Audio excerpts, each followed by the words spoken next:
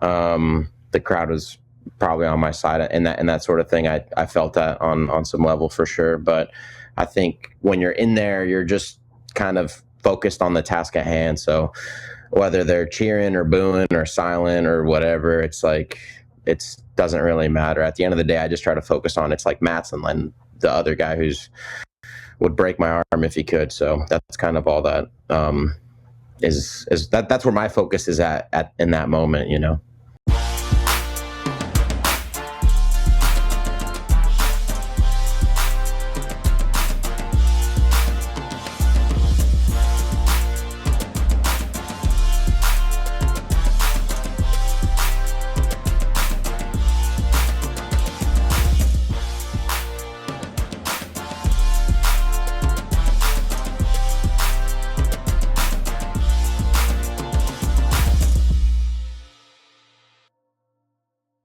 What is up, ladies and gentlemen? It is your friendly neighborhood BJJ podcaster, Raf Sparza, coming to you with another great installment of the Grappling Hour. I hope you're having a great day. Look at this guest.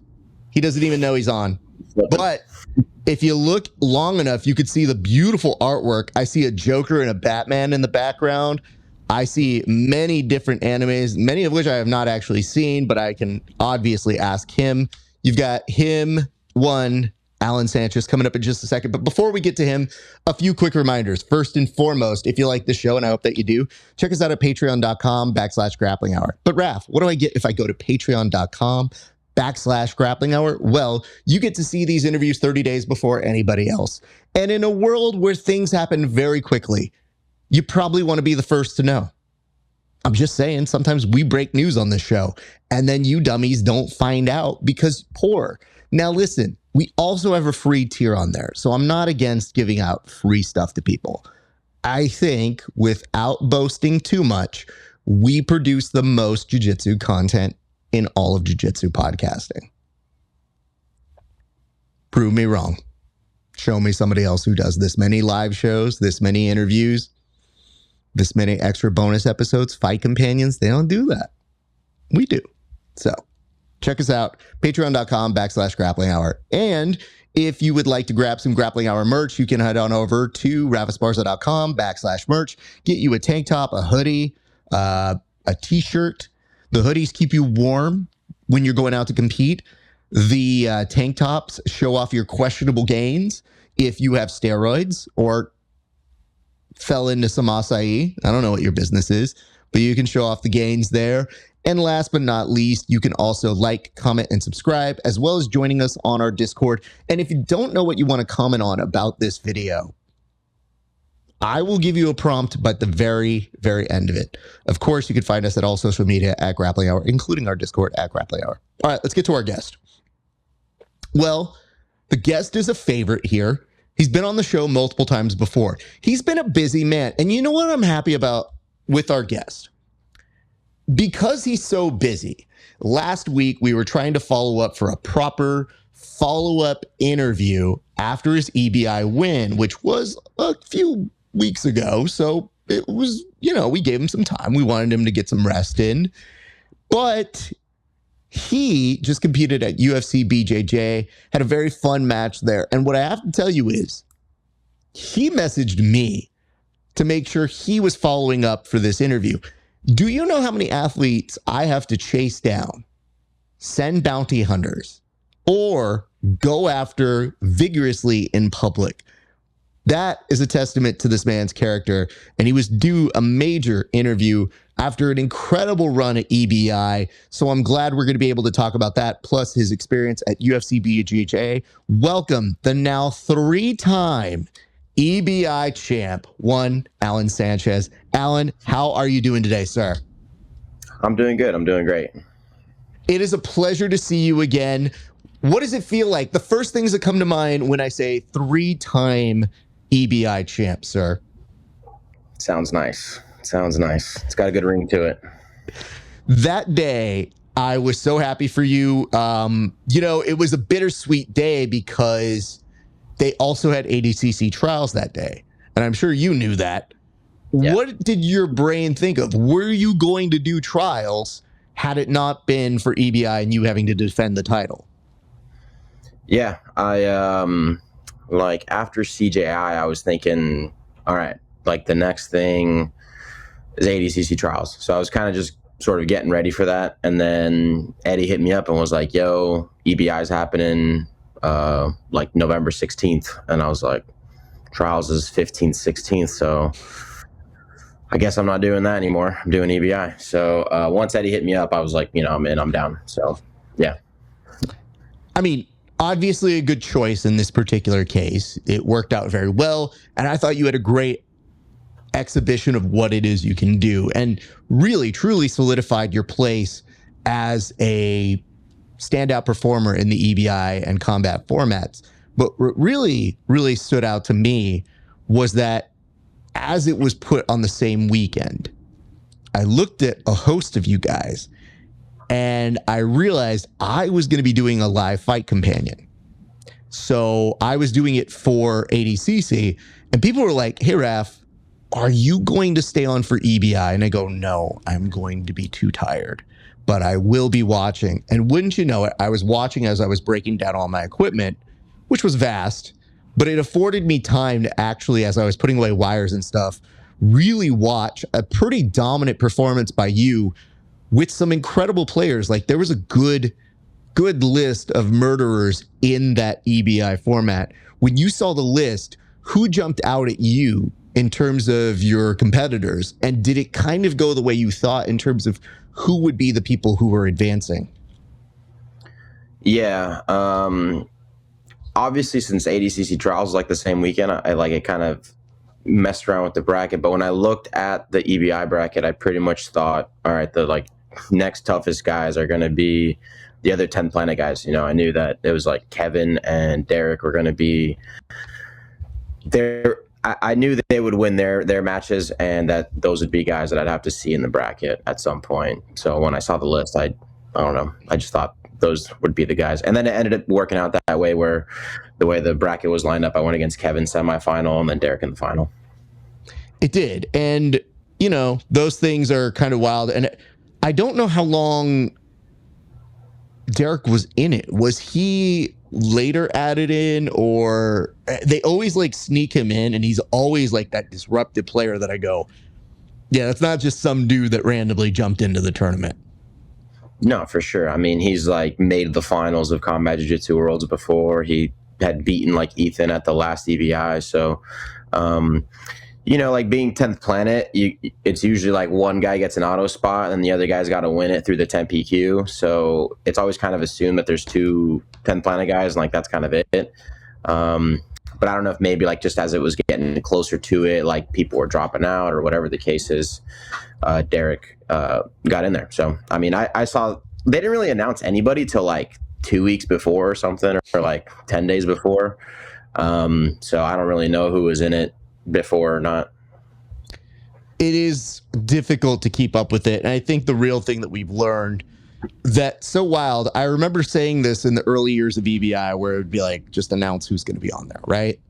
And it almost became like every time they'd announce it, there'd be 10 drop-offs or 5 drop-offs. So there's almost a prevailing thought of don't even announce it. Just wait until it's closer. And even then, it's not an assured thing. You get people who have to drop out due to illness or injury, any number of reasons. But to me, I just know when I see you on a card, I'm like, well, you're going to make it all the way through. And that makes me happy to see because A, it means you're healthy. 2, it means like this is a really important event for you. And we've seen that come through. But for this particular format, when we saw all those different individuals going up, we had some really fun matches. I'd love for you to walk us through match by match. So in your first match, you went up against Brian Panato. What do you remember about that first match, sir? Yeah, so he's a local guy, Mexican, and I knew I looked him a purple. I don't know if you're losing me there. It just blipped for a second, but you're good, sir. Okay, cool. Yeah, I knew he'd medaled at like Nogi Worlds when he was a purple belt, and my coach looked him up a little bit and said he's probably not going to pull. Going to try to be like a tight passer, and Yeah, I ended up pulling guard and playing a little rubber guard, and I think I ended up going like front headlock, got behind him, and I remember like I was looking for my choke, and it's CJJ, so I kind of like brought my arm back, and I think he like kind of flinched, like thought I was gonna hit him, and I just went right for his neck, and yeah, I got it pretty fast, so that's always nice. First win. It does help the proceedings a lot if you can start with a win like that. So that was pretty cool. Talk to us about your second match, sir. Yeah, so second match was against Osvaldo, who I'd seen him before. I think he did the first EBI I did, and then he was in like a combat jiu-jitsu in Mexico, so I was like a little bit familiar with him, and he beat JJ Bowers to get to that match. So yeah, I knew he'd be tough, but I just, I don't know, I trust my jiu-jitsu, and I ended up in that match also pulled guard. It's like, it's combat, so I feel like nobody really wants to pull guard. They don't really expect it, but I feel pretty good with my clinch game that I can do that and get away with it. And so, yeah, I pulled him in, and I ended up getting like an overhook and into a go-go clinch, which was pretty sick, kind of like the highlight of the night, I feel like, because you don't really see go-go clinches super often. Yeah, and that was my first go-go clinch that I've ever hit in competition. I do it a lot in training, so it was good to get one like in comp. Yeah, I in particular thought that was kind of wild, because when you talk about a go-go clinch, we're talking percentage of people hit that normally, let alone in competition. When did you know that you were able to secure that? Because I know, like you mentioned, pulling guard is a choice in CJJ formats. But in this particular case, I felt pretty assured. Like, as I watched you do it, I was like, I think he's going to pull this off. Yeah, I don't know, just like you can just, when I whip up the rubber guard and the way that I'm like on my hip, it just felt familiar. So I had a feeling, and then I did, it's not like the usual setup I use, so I did like a chill dog to kung fu move, all these crazy names, but cleared the neck, and then from there, just the way I was able to like control his head and kind of punch under my heel. At that point, like once the hands are locked, like it's kind of in too deep, like if you're looking to, like, probably the best thing you should do is just turn away and almost accept the omoplata and just like force the roll and give up the sweep and let the match keep going. But I knew once the hands were locked, it's a little too late. And it was around this time that I started looking at your competitors, and I recognized a couple things. There's going to be some 10th Planet on 10th Planet crime coming in pretty soon. And what I do love about this showcase is that you don't necessarily have to win. This is one of my favorite things about EBI, to impress people. And I thought that day the momentum was looking nice for Kevin Buehring. Like, he's an excellent competitor. I like him a lot. And then it's such a wild thing where this dude has momentum and then runs into a brick wall with you. So talk to us about that match. Yeah. Kevin's, I like Kevin a lot. He's sick. He's got really good jiu-jitsu. He subs people hella fast. But I've had a couple matches with him, so there's like a familiar feel there. And the other matches weren't CJJ. And there's like, if you've watched like the combat before, sometimes when 10th Planet guys go against other 10th Planet guys, it's almost like this like underlying agreement that they don't hit each other. And I don't know that I was really planning to hit him, but it's the way I trained. So it's one of those things where you're in the moment, you're just kind of autopilot. And so it kind of scrambled towards the back like really fast, and he started getting out, and it got to mount, and he probably would have recovered into half guard if I didn't go for the strikes. And so I landed a couple of good strikes, and then I feel like that helped my momentum keep going to chase the back. And yeah, he was doing a really good job defending, and it took a while. I had him in like a super nasty calf slicer that I think probably taps most people on the planet, but he gutted it through, got out, and I ended up being able to take the back and find a choke. There's like this mount escape that he was always going for, and I feel like that same mount escape I kind of got hip to it, and I feel like it helped me retake the back, because the best time to get the choke is usually as you take the back. So he was clearly good at defending when I was already there. So I feel like I got a good reset to the back again, and I was able to get the choke on that one, which is always nice. He's fucking tough, and so it was good. It was a good win. I knew he was gonna come in ready and prepared. So yeah. And a thing emerges at this point where, independent of you, Derek starts becoming a pretty big heel in Mexico. Now, I was curious that whole time that's going down. Are you watching this? Are you aware of this? Because I felt like two things could be true and might have been true. One, people were very excited to see you back there because a returning champ defending their title is great. But then there's also this groundswell of people who maybe weren't cheering for you, who now were like, that guy needs to win. So what was going through your head as all of that melee was going on in that previous match? Yeah, it was funny. It's entertainment. And that was one of those things too, where like in the bracket, like I think his name's like Andy Granados. His last name's definitely Granados.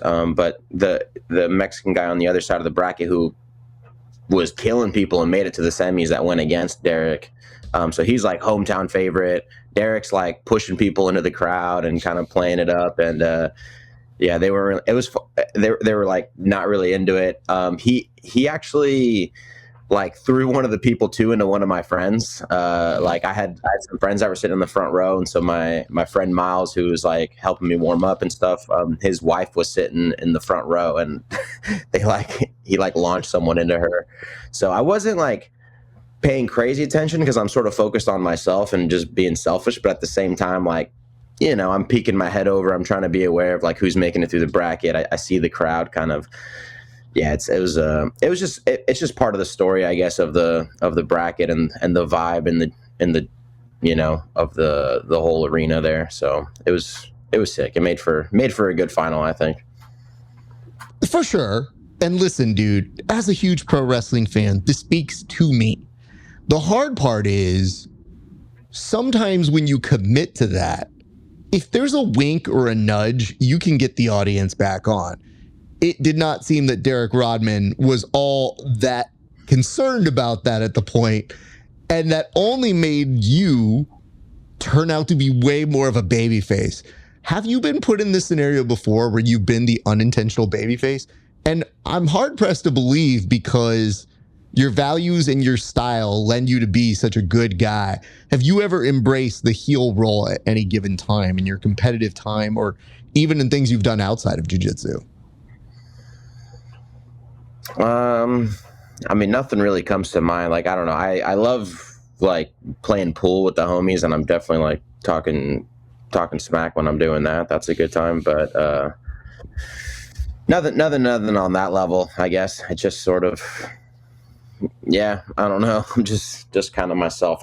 Outside of just kind of shit talking with the homies, I feel like nothing serious where the crowd's getting involved or anything like that. So let's revisit this. You say that you talk trash during pool, but I don't even know that I know you as somebody who talks trash during jiu-jitsu. So do you not talk trash during jiu-jitsu, or is it exclusively something you do when pool is happening? I mean, I might do it like talking shit in jiu-jitsu, I guess, if it's like the homie in the gym, you know. I'm not really overdoing it, but you know, we have fun. We have a good time. So, you know, people that you train with for years, like, I don't know. I don't want to like say the wrong thing and people get all like too whatever about it. So if I know that you can kind of handle it, I think it's okay. Little playful banter in the gym is that's fine, you know.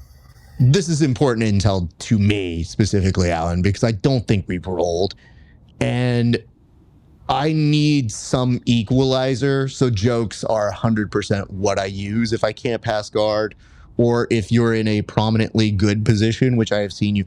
For example, if you're about to get a go-go clinch, I may not escape fully, but I'm going down swinging with jokes. And I will make sure, because I know if I just say the right joke, sometimes you might make a slight mistake that helps me get out more than I was getting out without the jokes. Totally. So I'm happy to know this, but it just, I'm trying to get to the core of you with pool.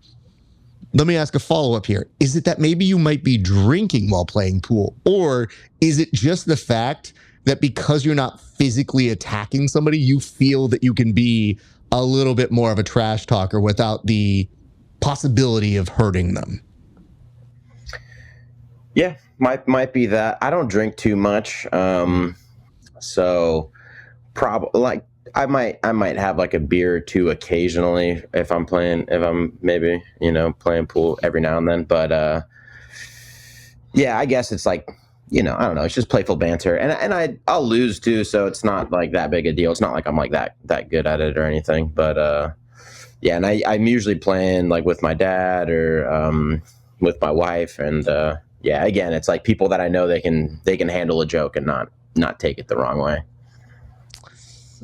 See, I think that's braver. I don't really talk shit to my wife, so She talks even more shit than me. Hey, listen, in every relationship, it's usually one of them, and I'm the quiet, get along with everybody guy. And my wife was telling me that her and her corporate job, they were making goals for the year. And I was like, well, what was your goal for this year? And she's like, my goal for this year was to be more positive. And I go, okay. And then she looked at me, she's like, how'd I do this year? And I go, oh, with me? I think we're just talking business, right? And she's like, how'd I do this year? And I was like, okay, you did okay. And I just looked at her and I go, do you want a real answer or do you want the corporate answer? And she's like, corporate. And I go, oh, you did great, babe. Improvement of about 75%. She was like, damn, I was looking for 80. I go, yeah, we definitely heard at 80. You got mad at a few people and I had to finish those debates for you. So no, you didn't hit 80%. You hit 75. That's pretty good though. Year to year, 75% is a major improvement. So I do understand that. All right, let's get into the final then. So you, in this final, did you feel something different from the audience perspective? Did you feel they were on your side? Because I do get it's hard to tell sometimes. I just thought that was a pretty clear, we don't like that guy.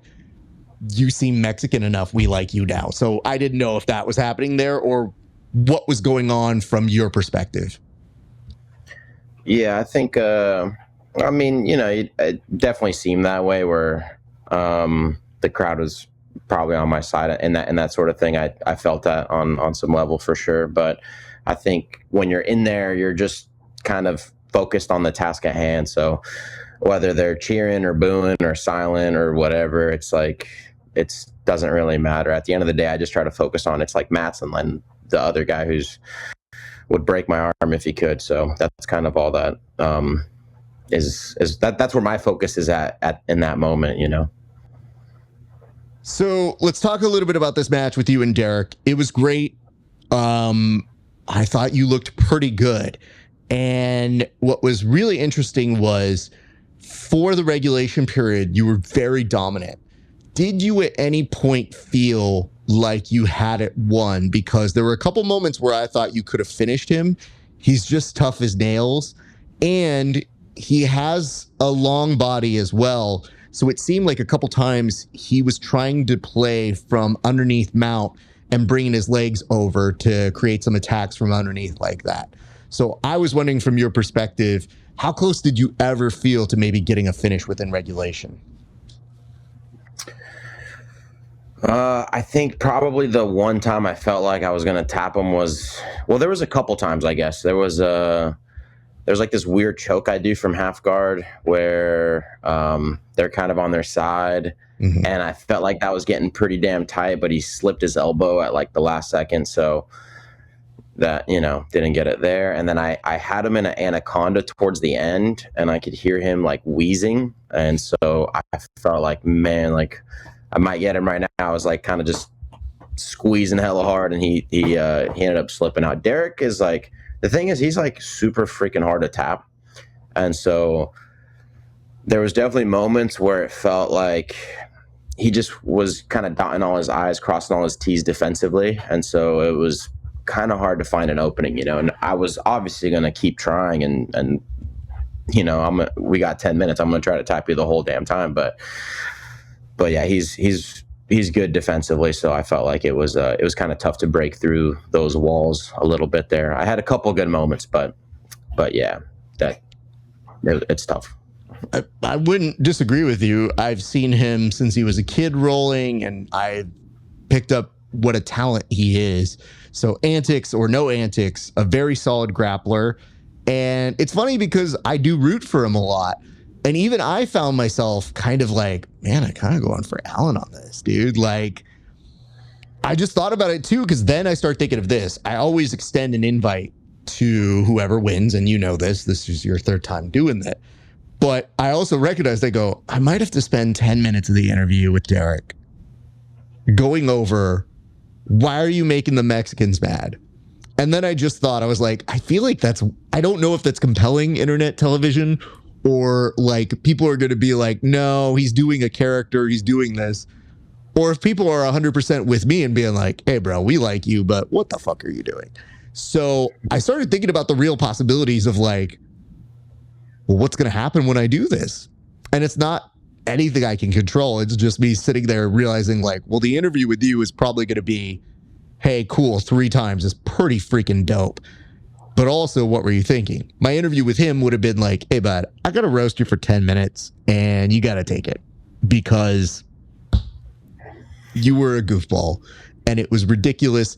And there's a part of me that now that I know he may have inadvertently pushed somebody into the crowd that was like your friend, I just picture you having this moment backstage, whether you said it or not, just looking over and be like, well, now it got personal. Like some silly action hero thing. But I'll tell you one thing that came from it. It was a really compelling match. And I kept thinking, I was like, you looked good. You looked dominant. The only thing I get nervous about, especially for a final, is when you go to overtime and you've been dominating that whole time, because now it's a whole new ball game and you still have to make sure that you can win this thing. As that was going in, walk us through your overtime experience with him. Yeah, so Derek's nasty on the spiderweb. He's really good at it. So he could be losing the whole match and then tap you with an armbar from spiderweb. So it's very real possibility. And so knowing that,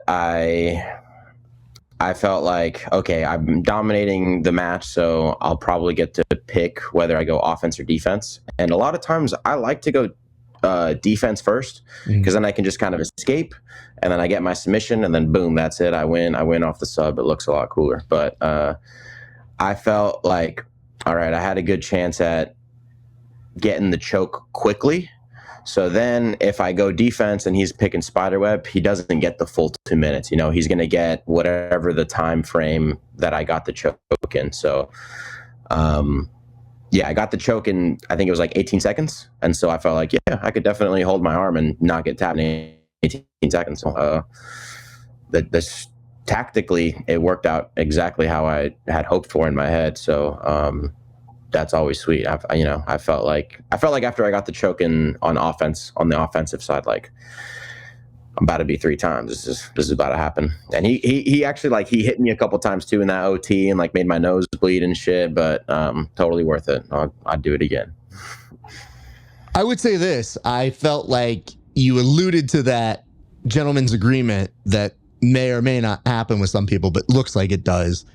Didn't seem like that was the case with you and Derek, or at least you throughout this tournament. It was kind of refreshing, honestly, when I saw some strikes being thrown, because the hard part about crowning you a combat jiu-jitsu winner is you want to have seen some combat in there. And the unfortunate part is your jiu-jitsu's so good, we don't always see that, because we're just like, oh, he choked this dude, easy. The nice part is that you could set up chokes and do things and be exciting in that way.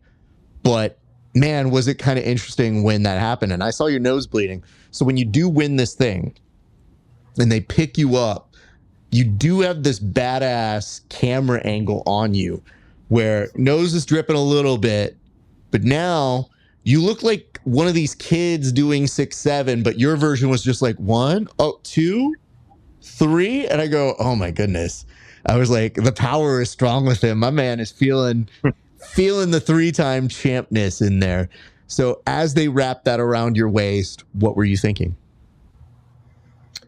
It like 3 times. The work paid off. Yeah, it felt good. I was very anxious and very nervous like earlier in that week. I think by the time the tournament was happening, I was like pretty locked in, like kind of good to go. But man, like the Monday, Tuesday of that event, I was getting super nervous. I guess I just, you just feel the pressure of things and like the 2-time and all this fucking shit that they're using to promote the event. And, you feel that a little bit. But at the same time, just reminding myself that like pressure's a privilege, and I'm only feeling that because I put myself in the position to feel all that. So it's a good experience to get that. And yeah, it felt really nice. It felt like the work paid off because, yeah, it just because it did, felt good. It definitely did, man. And I was so happy for you. I thought you really, throughout that tournament, demonstrated why now you're up there with those big names. Like, you demonstrated how far you've come. And I just, from our discussions that we've had in the past, I knew what it was like for you to win the first one and how momentous that was and how you willed that into existence. And then it happens again, which means, well, that certainly wasn't a fluke. You can repeat that success. And now when you do it a third time, you're in sacred ground with some big, big names.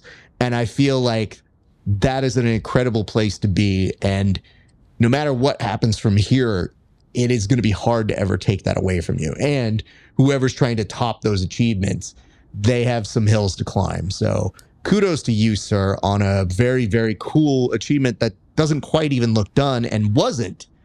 Now, I'm glad, I will say this out loud. I'm glad that we didn't do the interview in between, and I'll tell you why.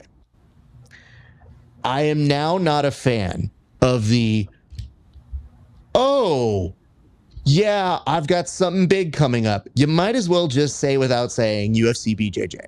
Because when you alluded to it at the end and you were like, something big might be coming up, my first thought was, all right, let him go to do UFC BJJ.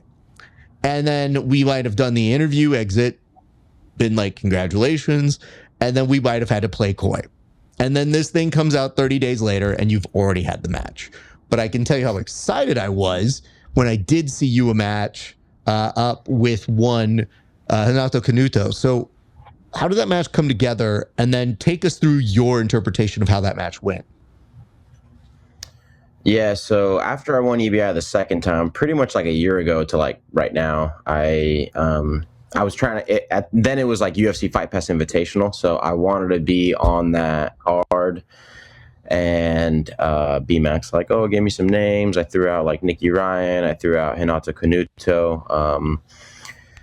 Yeah, just seeing guys that were in my division. And obviously Nicky Ryan got like ACL surgery. That's definitely wasn't going to happen. Renato went against somebody else. So whatever, that is what it is. And then, yeah, just like time went by, and then they hit me up about this card, and the matchup was Renato Canuto, and I was like, let's go, I'm down. So yeah, it happened. And then yeah, it just happened last Thursday. Fucking lost the match, which, that is what it is, but still really cool experience. I felt like I did good in the first couple rounds. Just kind of knowing my game. There was definitely like some, might not look good to everybody, but I personally felt like I did good the first couple rounds. And then I feel like I did not do good at all in the third round. But yeah, dude's one of the best. And I feel like I belong on that level. And so it was cool to get out there and just kind of experience what that's like. And so, yeah, I hope I can get back on that show and, just get more chances. So I'm grateful for the first one, and I hope there's more. I would agree. And I mean, I think we're at a point now where I think they've just got to invest in some people and take some risks. And I think that you can mitigate risks by saying this dude's won EBI 3 times. Like, Your record, your credentials, the fact that you stay warm is very, very good. But I think one of the weirdest parts to me on the UFC BJJ brand is sometimes they'll announce like, and Mason Fowler's coming back. We don't know who he's going to face. I don't know. To be determined. And I think that's an organization that just needs to pick people. Literally at this point, they're the biggest organization in the world. They do have their selection of it. So, yeah, I think you fit right in. I think your credentials have worked hard to solidify your place there. And what I liked about that match is we've seen Canuto blow out people and he couldn't blow you out. Like, that was you having a competitive match, playing a different style to him, and styles make matches. And I thought that what was really interesting about it was he might get to a good position and he could do stuff to other people. And I've been underneath that. Like, I have trained with Canuto. It's not fun. It is very, very difficult to move from that position. And I thought that you handled yourself well. And I think what you did that I couldn't do is at least you could put up some submission dangers or at least some threats back to him. When I rolled with him, to this day, he still remembers me doing what is affectionately referred to as raft guard, where I've just got this.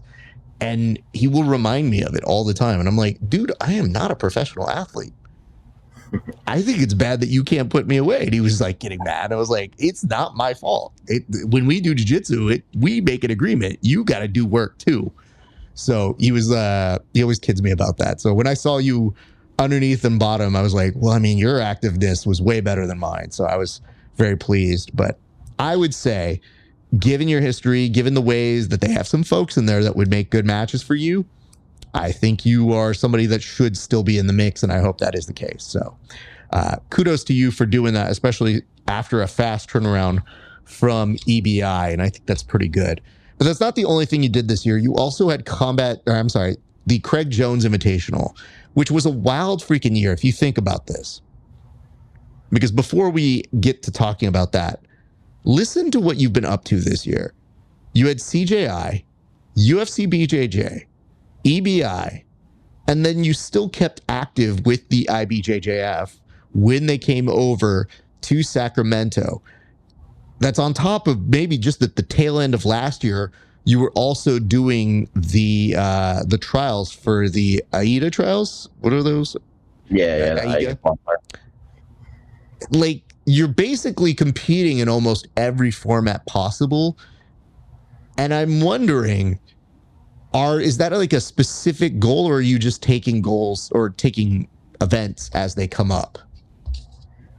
It's all jiu-jitsu, man. So I'm in, I love jiu-jitsu. At every rule set, they might have their different tactics and whatnot, but at the end of the day, they all have sweeps, passes, submissions, and it's all grappling. So I did Sacramento Open because I was trying to get some points, and I was thinking I'd do no-gi worlds this year, and then obviously like UFC BJJ was like literally the same time frame, so it made more sense to do that. But yeah, man, it's all jiu-jitsu, so I can get rear naked chokes in every single one of those rule sets, and so that's how that works for me. I think that works, and you know what? I know that there are people, let's put it this way. Right behind me, where this camera is a giant oversized calendar. I am begging people to be better at picking their weekends. When I see my man Alan over here having to decide between ADCC Trials and EBI or UFC BJJ and No-Gi Worlds, I'm just saying, y'all, a calendar is your friend. And they're not very expensive. You know what I just discovered, Alan? Yeah. I just discovered, and I was very happy to hear this when they announced it, ADCC Trials were going to be held in Los Angeles. It's great for me. Super excited about that. California. Guess what? It is now the same weekend as WrestleMania, and your boy has tickets to WrestleMania, and I love you guys, but I'm going to go have fun and get drunk. And I do enough coverage all the time, but it's annoying. And I don't even compete. I just cover you guys. So yeah, I'm sure I can watch it on my phone, but I'd love to do a fight companion for it. And I legitimately, this is how sickening it is in my brain. I was thinking like, can I do the fight companion until I go to WrestleMania? Yeah. It's 2 days. I can do it. Yeah, I could do both. And then I thought about it. I go, no, not doing it. No. Let yourself have fun, Raph. You pick the weekend. They picked a bad weekend. So that's on them. But I would like to ask you about your CJI experience. I know the team did not fully advance, but I did want to ask, what was the experience like for you? Because in my brain, that is probably the best showcase for jiu-jitsu right now. That will likely be the most likely thing to get in new viewers. But from your perspective, what was it like to compete on that event? Yeah, it was cool to be in an arena setting. My cat's going crazy next to me. But it was cool to compete in an arena and just, have the big crowd, have the pit, the crazy walkout, be a part of Team 10th Planet, get a match with, Fabricio Andre, being coached against by Lachlan Giles, and Eddie's in my corner. It was overall cool, for sure. I wish I could have done better, but at the same time I could have done worse. So I think it was a super valuable experience to have, and it's kind of like a once in a lifetime event too, where they might never do like a quintet like that again. So it might literally be a one and done, and it's pretty cool to know that I got to be a part of it. And yeah, it was sick for sure. Good man. I want to talk to you about this great moment I saw when you were talking about end of the year stuff and what it's felt like. Your students ended up assembling the pieces necessary, but not actually making it. They made this amazing Lego set piece that was going to be like a sign for your gym. How did that come together, and who spearheaded that? Because I saw you put up the final version of it and it looked dope. So tell us a little bit about who did that and why that holds a significance to you. Yeah, so that was my buddy Matt, who runs Grapple Strength Performance here in San Jose. So it's like a strength conditioning gym, and I moved to San Jose area maybe a little over a year ago, and so I started working out with them, and yeah, it's been really good. I think for my strength conditioning side of things, it's a little more scientific than what I had been doing. So it's nice, and I feel a lot more in shape. But yeah, they got me the Lego set because I love building Legos. Whenever I do these big events and I get a kind of a fat paycheck that I can buy myself some nice things, I usually get a nice Lego set for myself. It's it's a really fun way for me to just kind of take my mind off of things. And so they know that about me, and they got me this custom Lego set, which is of the 10th Planet San Jose logo, which is just kind of crazy. They got me the pieces and the instruction booklet, so I got to build it myself too, which I think is even better than handing me an already built Lego sign. So yeah, it was a fun challenge to build, and just a crazy thoughtful gift. Incredibly thoughtful. How long did it take to construct? About a week and a half.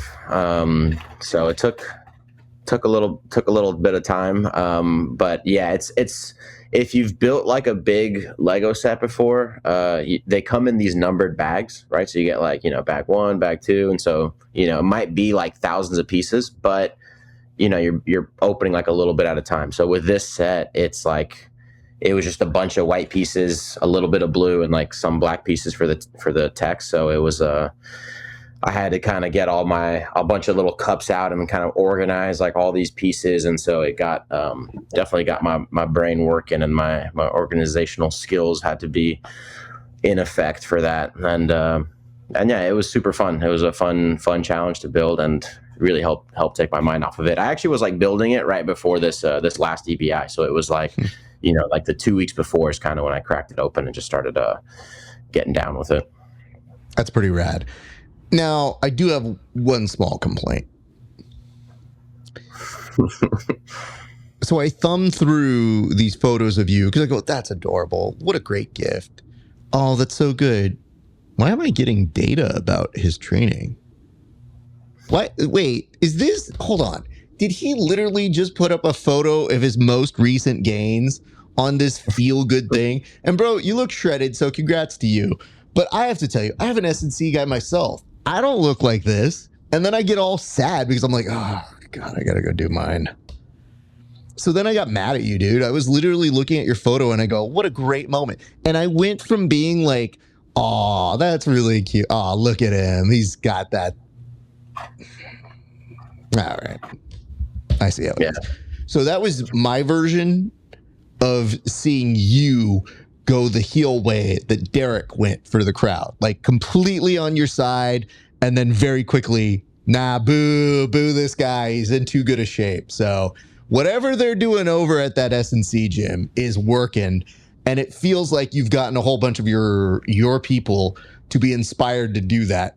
What does it felt like to kind of encourage people as well? Because I've noticed on my side, I'm feeling a little bit better as I've been doing it these past 2 years. Shout out my boy Asim for helping me. But how have you felt seeing them take on this additional thing that's like extra credit to whatever jiu-jitsu journeys they're likely on as well? Yeah, well, obviously, like jiu-jitsu will beat your body up, so you got to be able to build it back up too. So it's good to have something to do that, you know, and like picking things up and putting them down and knowing how to do it the right way and knowing how to just make your body like a little bit more bulletproof. You know, it's like it's hard to be 100%. Like you can't just, you know, injuries happen no matter who you are, no matter how fit you are. There's potential for that, but you can take the right approach to just like minimize the chances and just make yourself hard to kill. You know, I think that's the goal of things. And so, yeah, with a sport like jiu-jitsu, like you want to know people who kind of understand how to train, not just like how to do squats and bench press and stuff, right? You got to know how to do jumps and how to like decelerate and how to train your joints and how to you want to know what cars are and like pails and rails and like you got to know what these things are so that you can just keep yourself healthy and play the long game, you know? Yeah, that's what I keep telling myself too, but I hate it so much. Like the reason I picked my S&C guy was I was just like, as long as you know I'm bitching about it, but that I will do it and you're okay with it, we're going to get along great. So he gets texts from me all the time. It's just like, because he'll go like, how was it? I go, not great. I just did it, dude. Like, I don't know. Do you think I'm excited about this? And he's like, no, a lot of people are. And I go, they're lying to you.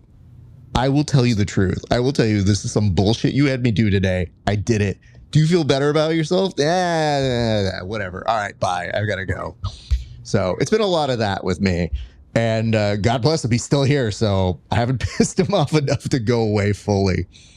I did want to kind of take a moment to have you look at this. I feel like every time you come on the show, I have you either be accountable or look at something. But on this one in particular, it's a good one. And you put it up.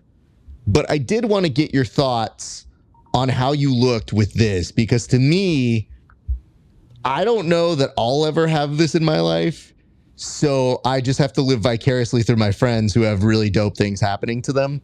But when I saw you put up this photo, I was like, yo, this is pretty clean. So what were your thoughts when you took this photo here, sir? Because we're getting into like Triple H wearing multiple belts, Conor McGregor, Chris Jericho levels of like, it just seems heavy.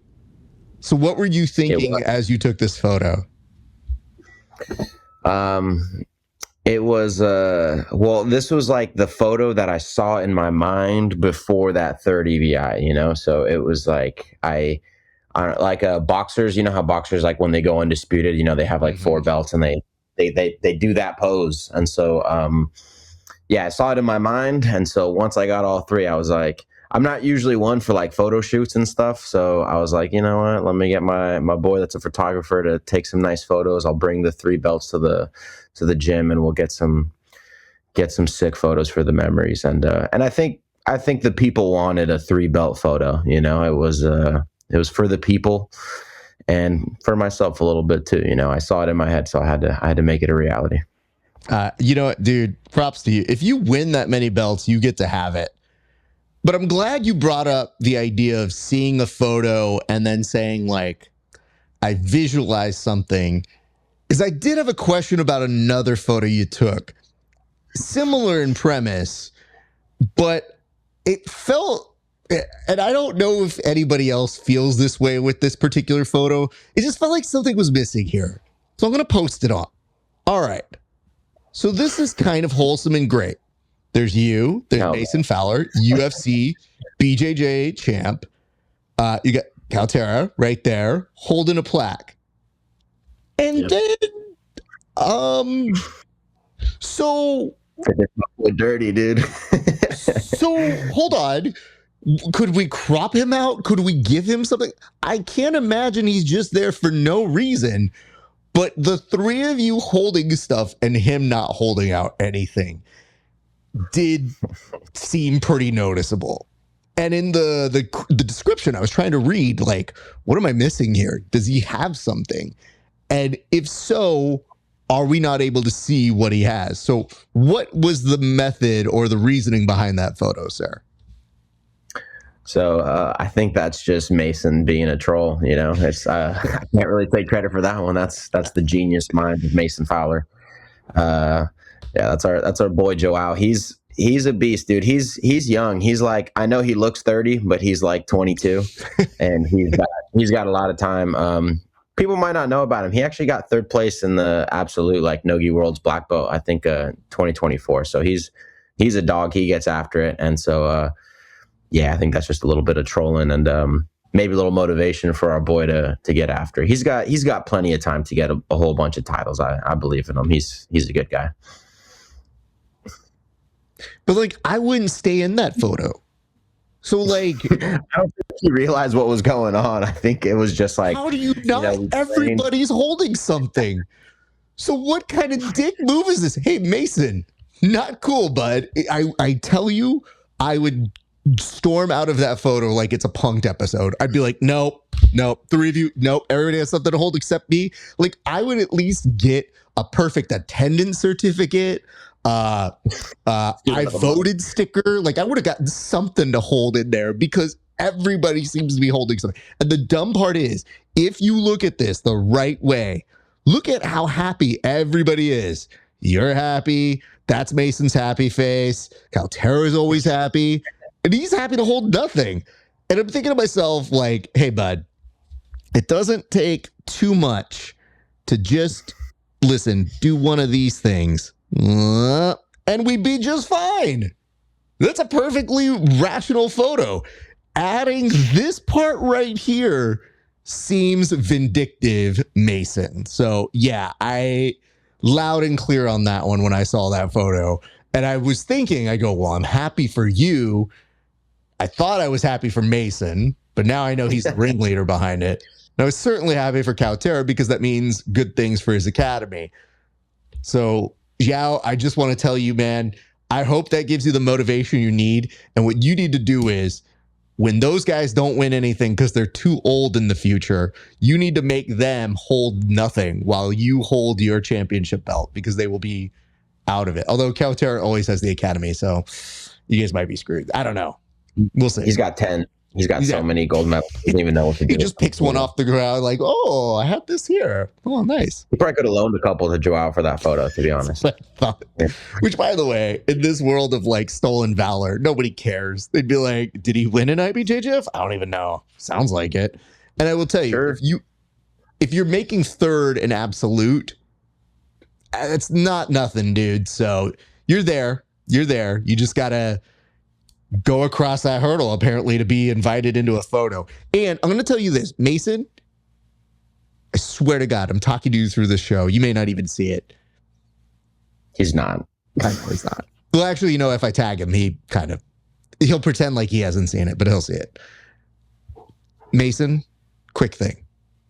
If that kid wins something, you have to take another photo.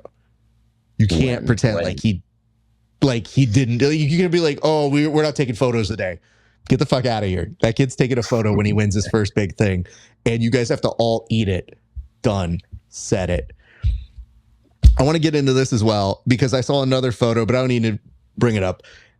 You were also helping your pal Mateus get ready for the crown, and I saw you in some gi action. What did it feel like to train in the gi? Because we're talking about you saying jiu-jitsu is jiu-jitsu. It's whatever you're doing. If somebody's getting ready for the crown, that's a pretty big tournament. So you're probably going to trusted individuals. And it just so happens that you're able to do that, but you're willing to also get into a gi, which, not every no-gi practitioner does. So how was that experience like, putting on that gi and helping him get ready for a major tournament like that? Yeah. Mateus he's the man. He's my size. So it's really fun to have like a good black belt that's like also like, around 170 to train with. And so his forte is definitely the gi. I mean, he won the world championships at brown belt in the gi. And he's been recently training more no-gi. And so I appreciate him helping me a lot with my training without the gi. So, the least I could do is like, put a fucking gi on and help him out, and he's a killer. It's not like, I'm not super, I don't really know too much about like how to train in the gi. I have a rough idea, I know some like basic things. Obviously I know jiu-jitsu, so I definitely still feel like a black belt even if I have a gi on. Like it's not like I feel, anything less than that, but it's tough. He's definitely sweeping me and passing my guard and doing all that way more than if we didn't have the gi on. And his grips he's got these like big ass hands. And so he can definitely he'll get both my sleeves, and I'm not super competent at not getting both my sleeves gripped, or if I'm playing guard, like getting both my pants gripped. Like there's definitely some habits that I don't have built very well. And with a guy like that, I can't really get away with it. But it's at the end of the day, it's helping me get better. And like I said, if he'll take the gi off and go to his step outside his comfort zone to help me, I can do the same. It's pretty cool of you, dude. I think that's a noble thing. And I will tell you this, one of my students, we're more of a no-gi school as well. And one of my students recently, he's in his early white belt age. He's like, "Hey, coach." And I was like, "Yeah." He goes, "I just signed up for no-gi." And I was like, "Great." He goes, "Do you think I can do gi?" And I go, "We don't train gi. You never trained a day of gi in your life." "I've trained gi. I could guide you a little bit, but why?" And he goes, "I just want to. I like the challenge." And I was like, "You know what? Yeah, because you're a white belt. Who cares? Like, go out and do it." Yeah. So I 100% told him that. And then next thing you know, this dude's coming around with the gi, and I bring like 10 gis to training one day, and I just go, "Hey, he signed up for it, so that means you guys did too. All of you guys have to help him."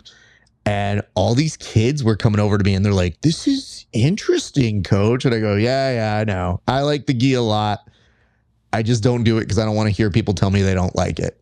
Like, I don't care. And wouldn't you know it, a couple of these guys, especially when I was training with them, I go, "Hey, kid, I hate to tell you this." They're like, "What's that, coach?" I go, "I think you're better at the gi." They're like, "No, are you kidding me?" I was like, "Yeah, your brain works a little bit better. Sorry, kid. It's just how it happens." It's like the sorting hat. It just tells you where you belong, and you're just kind of screwed.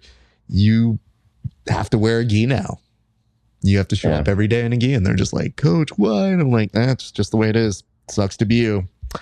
I want to ask this one other thing before we start to circle here, sir, which is that in addition to all the other competitions that you're doing this year, in addition to your S&C, that's become a big part of your competition and your recovery from competition, as well as keeping you on the mats forever, you also seem to get involved in these like getaway and these seminar things that they do where you're traveling. What has that experience been like for you? And if somebody has ever wanted to do one of those, like, what is your pitch to get someone on those getaways to go with you, and I'm sure a host of other really solid jiu-jitsu practitioners, and go learn on the move? Yeah, like whenever there's those those weekend events where there's like multiple instructors, I think I've I've been on both sides of things, you know. When I was like coming up, I remember like going to San Diego to be go to the Freak Summit to go learn from a bunch of instructors, and then this year I got to be part of the Northwest Nogi Summit and go teach with a bunch of other like world class like athletes and coaches, and it's a good time to just go and share technique, and you can like take seminars from other people. I got to go to like a J-Flow seminar and like a Nate Orchard seminar that were teaching that same weekend. So, I can go and I can be a teacher, but I could also go and be a student. So it's valuable to, I think, just kind of pick up on different ways that different people approach things and just get like a different look at things. It's, I think it's just going to help your jiu-jitsu out, if your only experience is like your coach or, like a couple different people at your gym, like that's your way of like learning jiu-jitsu and that's all you've been exposed to, it's okay. But I think it's good to just, like not just get other techniques, but get other like philosophies and ways of approaching jiu-jitsu and other ways of thinking about things that it's only going to help you evolve and get better. Well said, young man. Well, let's do this, Alan. Let's put a pin on this conversation now. And what I'm going to do is I'm going to give you an opportunity to put the camera on you.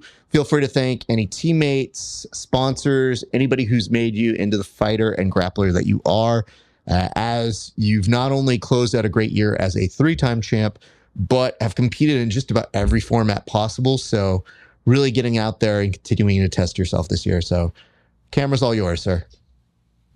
Yeah, I mean, training partners, I got so many that I don't want to like say some and leave some out. So if you know, and you guys mean like it mean a lot to me. So I'm super appreciative. Jiu-jitsu is something you can't do alone. So thank you to all my training partners, my students, my coaches. I'm like endlessly grateful. And then I got my gym, 10th Planet San Jose. If you find yourself in the Bay Area, especially the South Bay Area, and you want to come through, we're very welcome to visitors. We have our schedule online, so come through, take a class. If you're in the area and you're like, you need a place to, you need a gym, come through, see what it's like.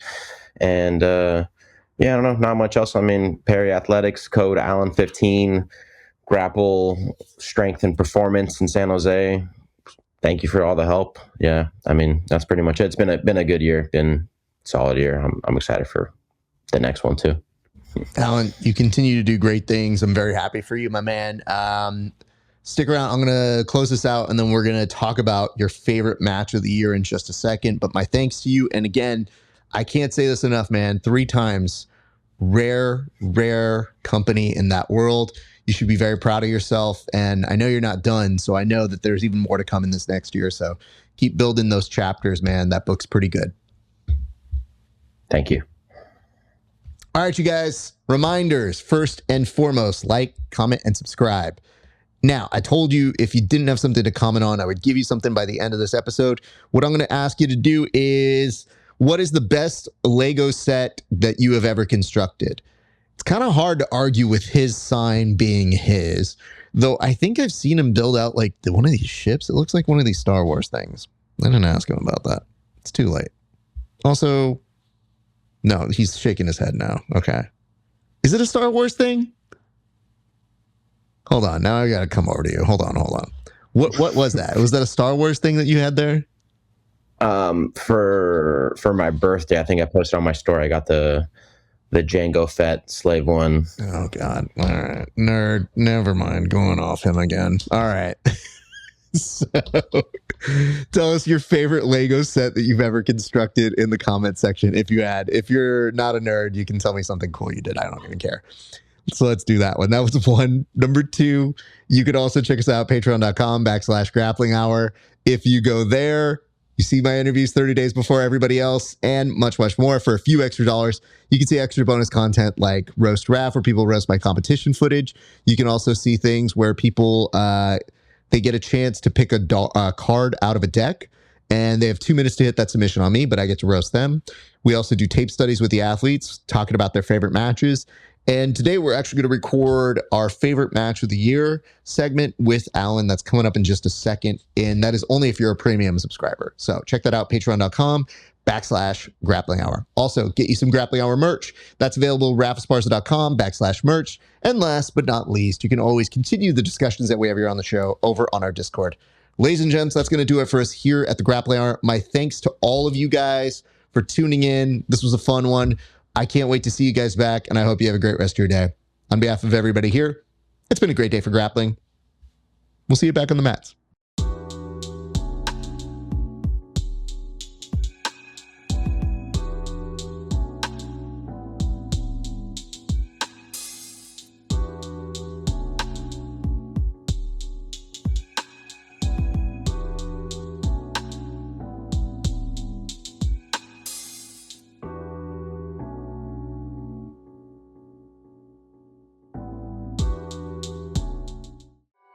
Perfect.